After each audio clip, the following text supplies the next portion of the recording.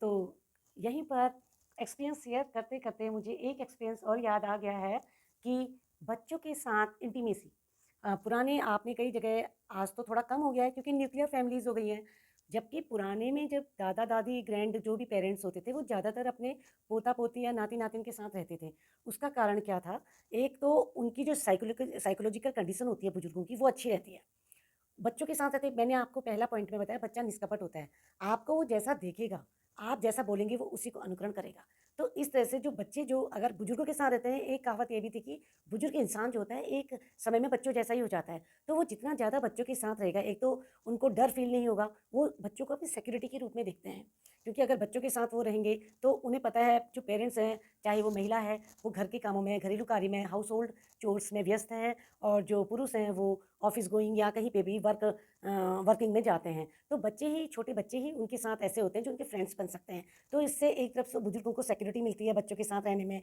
वो बच्चे जो जो ला सकते हैं उस एज ग्रुप के बच्चे, उस अपने दादा-दादी, अपने नाना-नानी, अपने घर में जो भी बड़े बुजुर्ग हैं, उनको खाना सर्व कर सकते हैं। उनका जो खाने की थाली है उसे उठा सकते हैं और वहीं पर जो दादा-दादी, नाना-नानी अपने पुराने अनुभव या उनकी जो कुछ भी इतनी ज़िंदगी में उन्होंने देखा है, उसको एक कहानी के रूप में उन बच्चों को सुना सकते हैं, ताकि उनमें जो संचरण हो, उनमें जो रूट हो पैदा हो, वो एक वैल्यूज़ की हो, मोरल वैल्यूज़ की, उनको सच्ची घटनाएँ बता सकते हैं, अच्छा और बुरे का ज्ञान दे सकते हैं। तो अगर मैं कहूँ, ये जो बच्चे हैं, इनका लालन-पालन जो है करना एक कला है, ब्रॉट अप करना एक साइकोलॉजिकल कला है, जो कि पढ़कर नहीं, अनुभव करके आएगी। वो अनुभवी होते हैं ज़्यादातर हमारे से ज़्यादा एज ग्रुप के लोग। तो उनके साथ हमने अपने बच्चों को बिठाना है, उससे उनका कहते हैं ना सिम्बियोटिक रिलेशनशिप साइंस में होता है, उसमें ये होता है हम एक-दूसरे को फ़ायदा पहुँचाना, नुकसान किसी को नहीं। जिसको बच्चों को ये फ़ायदा हो गया क्योंकि दादा-दादी, नाना-नानी अगर प्यार से बोलेंगे, उनके पास तो अच्छा खासा टाइम है। देखो वो अच्छी तरह कहीं भी जॉब क्लास से रिटायर हो गए, अब उनकी बॉडी उतनी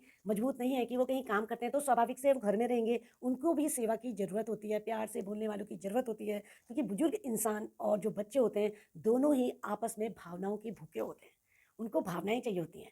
कई बार मैंने उन बच्चों को देखा है कि उनके आगे कई जगह जो दादी होती है, नानी होती है, उनके आगे रोटी तोड़ के रख देती है, वो बच्चे उस रोटी को खाते हैं और जबकि मूल जो उनका रूट है, वो रोटी में ही ज़्यादा तत्व हैं। ऐसा नहीं कि हम चॉकलेट देके ही बच्चे को खुश कर सकते हैं या महँगा-महँगा हम बच्चों को मोमोज़ या महँगी-महँगी थिंग्स, एडिबल थिंग्स देके कोई ऐसा कुछ भी नहीं है।